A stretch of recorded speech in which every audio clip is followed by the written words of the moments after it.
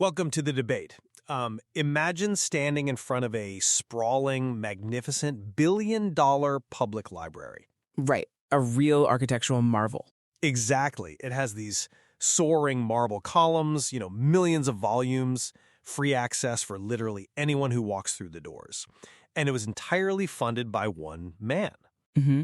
But now imagine that the money used to build this monument of public elevation was extracted by systematically grinding the exact same working-class people who used the library into absolute dust. Yeah, that is the ultimate paradox of modern wealth, really. It is, because when we look at a towering modern skyscraper or, a vast, intricate shipping port or a massive industrial complex, there is this initial, almost involuntary sense of awe. Sure, the sheer scale of it. Right, the scale. We look at the steel and the glass, the perfect coordination of tens of thousands of moving parts, and we see a triumph of human organization. We see the material manifestation of a singular visionary genius that basically brought order to chaos. Right, we see the monument. But I think if you shift your gaze just slightly, like if you look past the polished steel and the architectural grandiosity, that same skyscraper becomes something entirely different. How so? Well, it ceases to be a monument to a singular visionary. It becomes this staggering, towering accumulation of congealed, unpaid human exertion. Ah, so you're looking at the foundation. Exactly. You stop seeing the organizational genius, and you start seeing the thousands of exhausted bodies, right? The invisible scaffolding of exploited labor that actually dragged those stones into place. And it is precisely that dual vision that brings us here today. We are exploring the profound economic and philosophical clash between two, frankly, foundational perspectives on industrial capitalism, wealth generation, and class relations. Yeah, we are really getting into the mechanics of wealth accumulation today. We are. The mechanisms of accumulation, the nature of labor and exploitation, and the ultimate moral duties of those who control capital. And we're doing this by drawing exclusively from two monumental frameworks. Right. We have Karl Marx's rigorous economic critique in Capital and Andrew Carnegie's steadfast defense of enterprise and philanthropy in The Gospel of Wealth and his various writings on business. So the central question we are tackling is this. Is the immense accumulation of wealth under capitalism the result of rare organizational genius that, ultimately benefits the entire human race? Or is it the mathematical result of the systemic exploitation and alienation of the working class? I will argue that the laws of accumulation and competition, guided by the special talent of the industrialist and redeemed by strict lifelong philanthropic duty, are the essential engines for elevating civilization from universal squalor. And I will argue that capitalist accumulation is inherently built on the extraction of unpaid surplus value from workers. It creates an unavoidable and irreconcilable antagonism where the accumulation of wealth at one pole necessitates the accumulation of misery at the other. Let us begin by laying out the broad strokes of our positions. Because from my perspective, we have to look at the undeniable material realities that the capitalist system has produced. Okay, lay it out. The revolution in industry, which is obviously driven by the intense concentration of capital and the rigorous laws of competition, has indisputably elevated the standard of living for the entire human race. I mean, we could debate the word indisputably later, but go on. Well, look, does this system bring rigid castes? Yes. Does it bring severe friction between the employer and the employed? Absolutely. Carnegie himself admits that.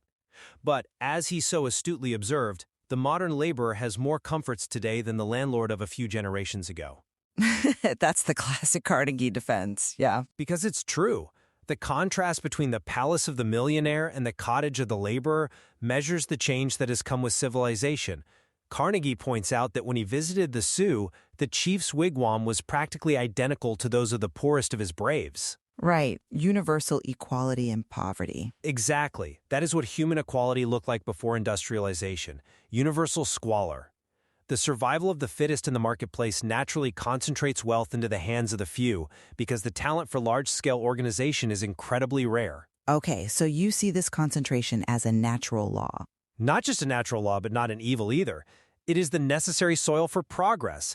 And crucially, and this is the ethical anchor of the whole thing, this wealth is legitimized when the millionaire acts as a mere trustee for the poor, administering their surplus revenues during their lifetime for the public good. Well, I come at it from a completely different way, because I don't think we can merely look at the glossy end results of wealth or pat ourselves on the back because a factory worker has a nicer cottage than a chieftain from 3 centuries ago. But that material improvement is real. It's real, but it obscures the truth. We must interrogate the hidden mechanics of how that wealth is created in the first place, precisely as Marx outlined in Capital. The mechanics of creation? Okay. Right. Wealth under capitalism is not born merely from some mystical organizational genius or a natural law of, survival of the fittest. It is born from a highly specific historical social relation, the commodification of human labor power. Commodification. Yes. The capitalist enters the market and buys labor power at its daily value, which is basically just the cost of the worker's subsistence. But the capitalist then consumes that labor power in the factory to generate a product of far greater value. The surplus. Exactly. That difference is surplus value. It is a system of perpetual theft, cloaked in the legal fiction of a free and equal contract. Therefore, the resulting concentration of wealth is not some benevolent trusteeship. You see it as inherently destructive. Completely. It systematically produces an industrial reserve army of the unemployed to keep wages suppressed. It mutilates the laborer mentally and physically, and it guarantees their perpetual social dependence. I see why you think that. And it's a powerful narrative. But let me give you a different perspective on how we evaluate the creation of value itself. Go for it. You're focusing heavily on the worker, on the factory floor as the sole origin of value. But to understand the modern economic engine, we have to look at the massive risks, the logistics, the market navigation that make that factory floor possible at all. The role of the industrialist. Right. But before we get to that, I want to drill down into your fundamental claim. You just used the phrase perpetual theft cloaked in a free contract. Walk me through the actual mechanics of that. Okay, I can do that. Because how exactly do you argue that this surplus is stolen rather than earned through the complex process of trade, market forces, and the simple principle of buying cheap and selling dear? Well, to understand this, we have to follow Marxist descent into what he calls the hidden abode of production. And to do that, we have to start with the most basic building block of capitalism, which is the commodity. Okay, the commodity. Right. Every commodity has a dual nature. First, it has a use value. This just means it satisfies some human want, right? A coat keeps you warm, a table holds your dinner. Basic utility. Exactly. But second, it has an exchange value, which is the proportion in which it exchanges for other things. For example, why does one coat trade for exactly 10 pounds of iron? Because they hold equal value in the market. But why? If we abstract away all the physical properties of coats and iron, because, you can't compare the physical warmth of a coat to the physical hardness of iron, what is the one single property they both share? According to Marx, it's that they are both products of human labor, the labor theory of value. Yes. The idea that abstract human labor is the universal measuring stick. Exactly. They are convolutions of homogeneous, abstract human labor. The amount of socially necessary labor time required to produce them dictates their value. Okay, so labor time equals value. I'm with you so far. Good. Now let's look at how people normally operate in a market. The normal circulation of commodities is what Marx calls CMC. Commodity, money, commodity. Selling in order to buy. Right. Think of a baker. They bake bread, a commodity. They sell it for money. They take that cash and buy a winter coat, another commodity. It is an exchange of equivalents. The baker trades the value of their labor for an equal value of the tailor's labor. And both walk away with something they need to survive. Exactly. No new wealth is created in the world here. Things are just changing hands based on what people need. Right. That's simple trade. But the industrialist doesn't operate that way. The industrialist, the capitalist, uses capital to generate more capital. Precisely. And that is where the circuit flips. The capitalist operates on the MCM prime circuit. Money, commodity, more money. Buying in order to sell dearer? They start with a pile of money, they buy commodities, and they sell them for a larger pile of money. money plus an increment. Marx calls this increment surplus value. Which makes perfect sense. I mean, the capitalist is providing a service by moving goods to where they are needed, or holding them until the price is right. They buy cheap and sell dear. That's the reward for navigating the market. I'm sorry, but I just don't buy that, and neither does Marx. Profit cannot arise simply by selling something for more than it is worth in the sphere of circulation. Why not? That's basic commerce. Let's think about this on a macroeconomic scale. If every single merchant marks up their goods by 10%, what happens? Prices rise. Right. They all lose as buyers exactly what they gained as sellers. The inflation eats the gain. Where equality exists, there can be no gain. As the old saying goes, you can't create new value in a closed system just by passing a coin back and forth and arbitrarily raising the price. So you're saying value has to be injected from somewhere else? Value has to be created somewhere. Okay, so if the surplus doesn't come from a clever markup in the marketplace, where does it come from? The capitalist has to find a very specific live monster in the market. They need to find a commodity whose very use value has the unique property of being a source of value itself.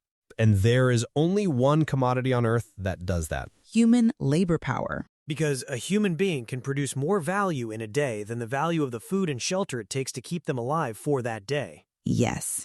And we need to be very precise with our terms here. The capitalist doesn't buy labor. They buy labor power, the worker's capacity to work for a set amount of time. Okay, capacity versus the actual work. Right.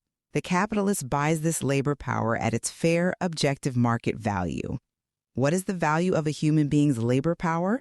It's the cost of the food, the rent, the clothing required to keep that worker alive and capable of returning to the factory the next morning and to raise children to eventually replace them. Subsistence, essentially. Right.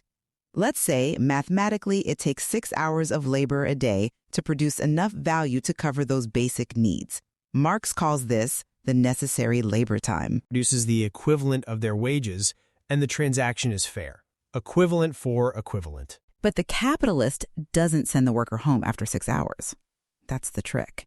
The capitalist bought the use of that labor power for the whole day, so he makes the worker stay on the line for 12 hours. And those extra 6 hours? Are surplus labor time. The worker is paid for the value of his labor power, but the capitalist appropriates the use value of that labor for the whole day. So they are working for free. The worker spends the second half of their shift working entirely for free, generating value that goes straight into the capitalist's pocket. Surplus value is nothing but materialized, unpaid surplus labor. It's a fascinating, mathematically elegant model. It reveals what's really happening. In the marketplace, the capitalist looks like a fair trader. But once you step inside the factory doors, the capitalist acts as a vampire, sucking living labor to expand his capital. Okay, I acknowledge the profound impact of Marx's formulation of necessary versus surplus labor. It's brilliant. However, I'm not convinced by that line of reasoning because it fundamentally misunderstands the catalyst of modern production. How does it misunderstand it? It operates on the romantic assumption that raw physical exertion, the sweating, the laying of bricks, the spinning of yarn, is the sole progenitor of this massive surplus. Well, it's the physical realization of value. Let me offer an analogy to explain why the capitalist isn't a vampire, but rather the essential engine of this whole process. Think about the construction of a magnificent cathedral. Okay, a cathedral. The physical exertion of laying the stones is absolutely necessary. Nobody denies the labor of the stonemason, but without the rare, visionary architectural genius, without the master builder who understands the stress points, the logistics of the quarry, and the design of the flying buttresses, what happens? I assume you're going to say nothing happens. Those stones remain a disorganized pile of rubble in a field. But the architect is also performing labor. Marx doesn't deny the necessity of skilled labor or planning. He just categorizes it as multiplied or complex labor. It's still human exertion creating value. That's an interesting point, though. I would frame it differently. It is more than just complex labor. It is a completely different qualitative force. I draw upon Carnegie here. Okay, bring in Carnegie. Carnegie notes that a talent for organization, for massive logistics, and for management is incredibly rare among men. It is so rare that experienced men of affairs rate the person with special talent as the absolute primary consideration in any enterprise. Meaning the manager is more important than the money? Exactly. If you ask a seasoned banker, they will tell you that capital itself is scarcely worth considering if you don't have the right man at the helm, because a man with that special, rare organizational talent will soon create capital. Right, the great man theory of industry. But millions of dollars of capital in the hands of someone without that talent, it soon takes wings and goes bankrupt. The capitalist, the organizer, does not merely extract value from a static system. They create the very conditions, the massive economies of scale, under which raw labor becomes highly productive in the first place. Okay. The fact that their income exceeds their expenditures is a natural law and a just reward for this indispensable talent. That is a compelling argument, but have you considered how Marx explicitly addresses and deconstructs this exact phenomenon? Deconstructs the talent of the organizer? Yes. What you are describing as the genius of the capitalist is actually a massive misattribution. You are taking the social power of collective labor and falsely attributing it to capital. Walk me through that. How is organizing 10,000 miles of railroad just a misattribution? Marx writes extensively about the concept of cooperation. Let's simplify it. If you have one man building a carriage, it takes him weeks. Sure, if you bring 100 workers together in a systematic way, where one makes the wheels, one does the upholstery, one works the iron, they strip off the fetters of their individuality, and they develop the capabilities of their species. They create a massive synergy, the division of labor. Right, the combined working day of 100 men working in concert produces vastly more than the sum of 100 isolated working days. But here is the trick of capitalism. What's the trick? Because the capitalist buys those 100 labor powers simultaneously, the resulting immense social productive power, the synergy of collaboration, itself appears falsely as the productive power of capital. But who brought them together?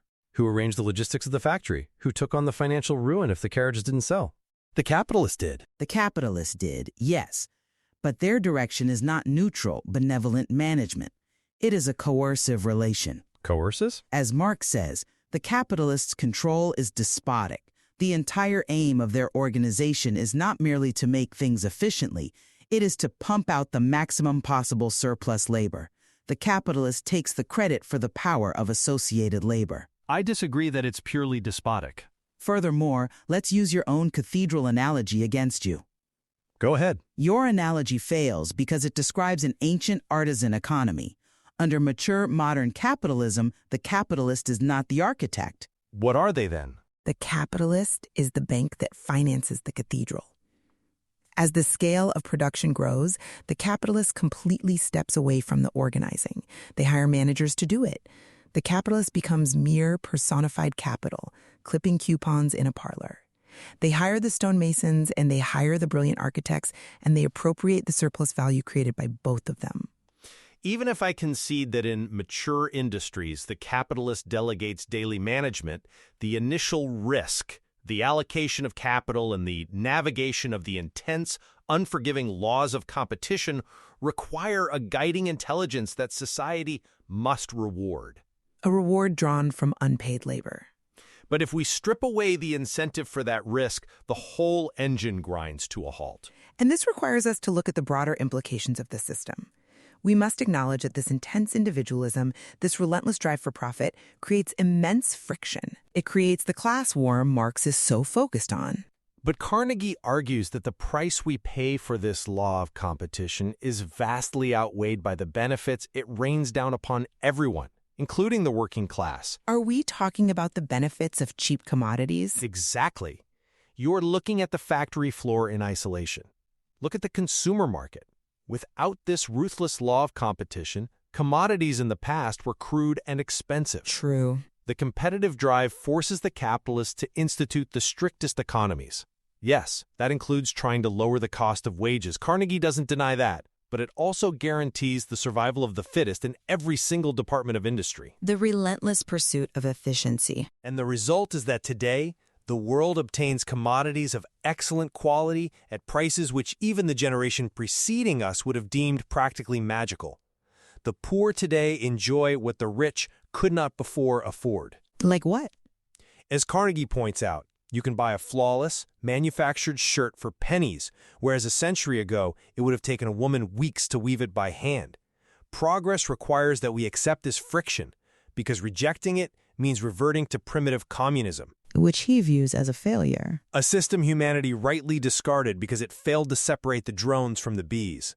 If thou dost not sow, thou shalt not reap. I'm sorry, but I just don't buy that framing. Let me tell you why. Okay? You present the cheapening of commodities as a universal triumph, a rising tide lifting all boats.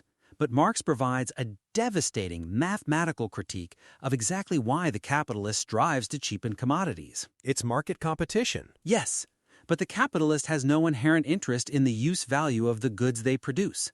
A capitalist doesn't wake up and say, I want to warm the world with cheap coats. They don't care if they are making boots, yarn, or bullets. They only care about the surplus value residing in them. So why innovate? Why introduce massive machinery to make things cheaper? To capture market share. That's basic economics. By lowering the individual value of their commodity below the social average, they can undercut their rivals and earn an extra profit until the competitors catch up. It's the engine of efficiency. Yes, and the immediate motive of the individual capitalist. But what is the systemic, macroeconomic result? Think back to our discussion of necessary labor time. The time needed to earn subsistence. Exactly. The value of a worker's labor power is determined by the cost of the commodities necessary to keep them alive: food, clothing, shelter. If the entire capitalist system relentlessly innovates to make food, clothing, and shelter cheaper, what happens to the value of the worker? I see where you're going. It drops. Cheapening commodities inherently cheapens the worker themselves, Explain the math on that. Why does cheap bread hurt the worker? because it reduces the necessary labor time. If it used to take 6 hours for the worker to produce enough value to buy their daily bread and coat, and the new machines mean bread and coats are now half the price, it now only takes 3 hours for the worker to reproduce their value. So their living costs go down. Yes, but does the capitalist let the worker go home 3 hours early? Of course not. The capitalist still owns their labor power for the full 12-hour day. So the capitalist has just annexed 3 extra hours into the domain of surplus labor. Relative surplus value. Marx calls this relative surplus value. Yes. Capitalist progress doesn't aim to lighten the load of the worker. It aims to shrink the portion of the day the worker works for themselves and expand the portion they work for free. But surely the advent of machinery and massive industrialization decreases the physical toll on the human race. I mean, it transfers the brute muscular work to steel and steam. You can't deny that running a steam-powered loom is physically less destructive than manually thrashing wheat for 14 hours. That is the cruelest irony of all. And this is one of Marx's most profound aha moments in Capital. Machinery, instead of lightening the load, is utilized as a weapon to intensify exploitation. A weapon? Why? Because historically, a man's wage had to be high enough to sustain his entire family. But when machinery dispenses with the need for massive muscular strength, the capitalist no longer needs adult men. The machine allows the capitalist to throw the worker's entire family, women and children, into the labor market. Which expands the workforce and household income? No, it destroys the household income. It instantly depreciates the value of the man's labor power. How so? If the family needs $100 a week to survive, the man used to make $100. But now the capitalist pays the man $25, his wife $25, and his 2 children $25 each. It takes the labor of 4 people to earn what the head of the family used to earn alone. So the whole family is subsumed? The worker, who formerly entered the market as a free agent selling his own labor, is turned into a slave dealer of his own wife and children. He is forced to sell their bodies to the factory just to hit the same subsistence level he previously achieved alone. Let's pause there because I want to challenge this idea of perpetual wage suppression. You are painting a picture where wages are permanently pinned to the floor of starvation. Because structurally they are. But doesn't the absolute massive increase in capital accumulation eventually change that dynamic? If the capitalist is taking all this surplus value and reinvesting it building 2nd, 3rd, and 4th factories, they must hire more workers. They do hire more workers, yes. Right. Doesn't that immense, growing demand for labor eventually exhaust the supply of workers, forcing the capitalist to bid up wages through the sacred law of supply and demand? In a theoretical vacuum, perhaps, but the law of supply and demand under capitalism is rigged. It is not two independent forces meeting fairly in a marketplace. Capital manipulates both sides of the equation. How does capital manipulate the supply of workers? As capital accumulates, its technical composition changes. What do you mean by technical composition? I mean the ratio of what the capitalist spends their money on. Marx divides capital into two parts: constant capital, which is machinery, factories, and raw materials, and variable capital, which is human labor. Okay, constant and variable. As capitalism advances, the capitalist invests increasingly in constant capital and relatively less in variable capital. You build a machine that costs a fortune, but it replaces 100 workers. Automation. Exactly. This structural shift creates what Marx calls a relative surplus population. It creates an industrial reserve army of the unemployed. You are arguing that unemployment isn't a glitch or a temporary recession, but is structural necessity? Exactly. Capitalism requires this Lazarus layer of the destitute. Let's walk through the psychological and economic mechanism of how this actually functions on the ground. Okay, walk me through it. Imagine you are a factory worker. The conditions are brutal. The pay is barely enough to eat, and you want to demand a raise or perhaps strike. You walk up to the factory gates to protest. What do you see? The unemployed. You see a line of 50 starving, desperate, unemployed men shivering in the cold, begging the foreman for a job, the reserve army. The capitalist uses the desperation of the men outside the gate as a weapon to discipline the men inside the gate. So the threat of replacement? The foreman tells you if you don't accept a wage cut today, that guy out there will gladly take your job tomorrow. So the reserve army breaks the leverage of the employed worker. Completely. The reserve army is kept in misery to weigh down the active labor force. When business expands, they are pulled in to run the extra shifts. When the market contracts, they are thrown out into the streets to starve. It regulates wages. Their very existence ensures that the employed workers can never demand wages that would seriously threaten capitalist profits.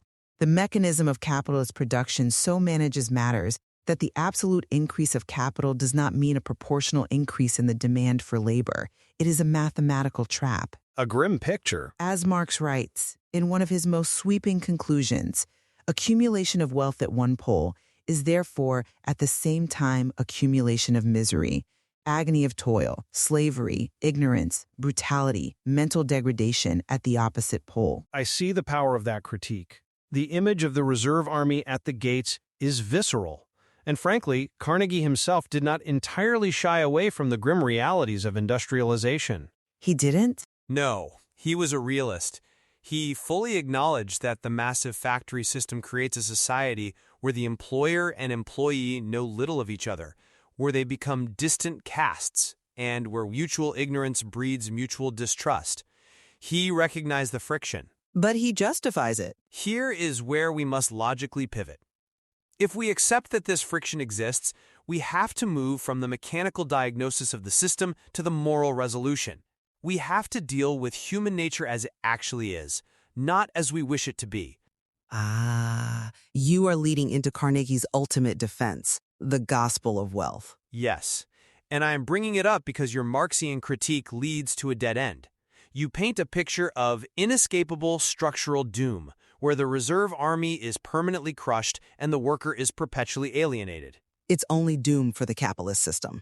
Well, Carnegie acknowledges the stark inequality, but he presents the ultimate practical solution to the problem of rich and poor. He argues that it is practically criminal to waste energy trying to uproot the system of individualism and private property. Why criminal? Because it is the only system that has ever actually built civilization. Civilization took its start the day the capable, industrious workman said to his incompetent and lazy fellow, "If thou dost not sow, thou shalt not reap." The drones and the bees again. That act separated them. We cannot reverse industrialization, so the moral imperative shifts entirely to what happens after the wealth is accumulated. We must deal with what is practicable now. So, If the factory floor is a battleground of exploitation, what is his practical solution to the misery his system generated? It lies entirely in how the surplus wealth is administered by the individual who accumulated it. Carnegie outlines 3 modes of disposing of surplus wealth, and he is surprisingly radical in his condemnation of the first 2. Radical? Let's hear them. First, leaving it to the families of the decedents. He utterly condemns generational wealth. He calls it a curse to leave enormous sums to children, arguing that it destroys their character, their ambition, and their usefulness to society. It is done out of vanity and family pride, not true affection. Well, that's a rare point of agreement between Carnegie and Marx, the disdain for inherited aristocratic wealth. What is the second mode? Bequeathing it at death for public uses. And he finds very little grace in this either. Why not? It goes to the public. He argues that men who hoard their money until they die and only leave it to public works in their will would likely have taken the money with them to the grave if they could. That's probably true. In fact, Carnegie fiercely advocates for heavy, graduated estate taxes. He argues that the state should mark its condemnation of the selfish millionaire's unworthy life by taking a massive share of the estate upon their death. He famously declared, "The man who dies thus rich dies disgraced." So he condemns the inheritance of the Vanderbilts, and he condemns the deathbed charity of the misers. What is his grand solution? The third mode, the true antidote, administering wealth during one's lifetime. The millionaire must live modestly, without ostentation or extravagance, and act as a trustee for the poor. A trustee. Yes, the wealth has flowed into their hands because they have the superior wisdom, experience, and organizational ability to administer it better than anyone else. So they must use that exact same genius that built the steel mills to organize the public good. Building libraries. A massive fortune spent on structural benefactions like the Cooper Institute or the Tilden Library or vast public parks or universities elevates the human race far more than if it were distributed in trifling wage increases to the masses. Trifling wage increases? Did he actually call giving workers their earned money a trifling increase? Let me finish the thought, because his logic is brutally pragmatic. Carnegie argues that if you distribute a $10 million surplus in small weekly sums to the tens of thousands of factory workers themselves, much of it would be wasted in the indulgence of appetite. The indulgence of appetite. A few extra pennies a week might buy a richer meal or a drink, but it doesn't change the trajectory of society. But taking that $10 million and building a massive public library system, providing the ladders upon which the aspiring can climb, provides lasting, generational benefit. It's top-down social engineering. The enlightened capitalist mitigating the harshness of competition through targeted structural philanthropy is the highest ideal achievable in our current sociological stratum. I'm sorry, but I just cannot accept that as a moral resolution. It is fundamentally perverse. Perverse? The paternalism in Carnegie's model is absolutely staggering. He argues that $950 out of $1,000 given in direct charity is wasted because the poor are slothful or unworthy. He claims they'll just drink it away. He worried about incentivizing idleness, yes? But let's look at this exact phenomenon through the lens of capital. Marx explains that this unworthiness, this physical and mental degradation of the worker, is the direct engineered product of the capitalist factory system. You are blaming the industrialist for the personal vices of the worker? I am saying the system creates the conditions. The capitalist first will mutilate the worker into a fragment of a human being.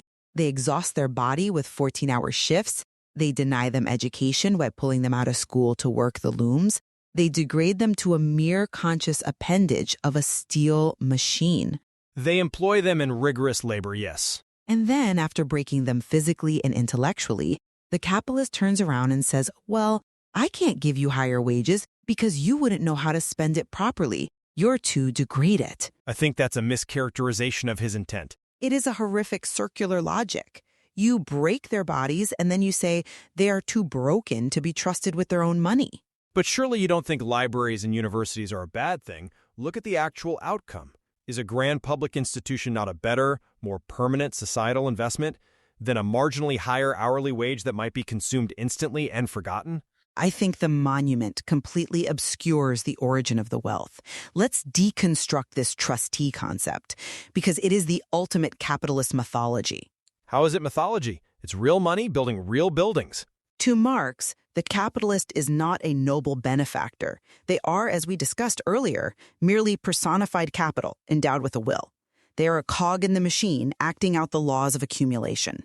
So what is this philanthropy Carnegie speaks of? It's giving back. It is nothing more than a mere fraction of the unpaid labor, the surplus value being returned to the very class it was extracted from. The workers built the wealth. The workers generated the surplus. But they couldn't have organized the library. The capitalist legally appropriates it, hoards it, and then demands to be praised as a visionary philanthropist when he returns a small portion of it in the form of a library with his own name carved in marble above the door. It is a system that allows capital to dictate the very terms of society's cultural and intellectual development, ensuring those terms never threaten capitalist dominance.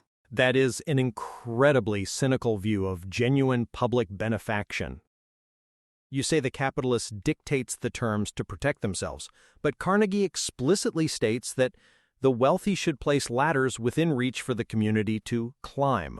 Ladders that they control. He isn't talking about buying their obedience or building monuments to his own vanity. He is talking about creating institutions of profound public value that the state or the disorganized masses could never fund or coordinate on their own. But the masses generated the funds. You have to admit that the centralization of resources in the hands of a few capable organizers allows for monumental public works that fragmented, localized artisan production simply never achieved. I don't deny the scale of the works. That is another fascinating nuance in Marx's thought. Marx himself was in awe of the immense productive capacity of capitalism. He was? Oh, absolutely.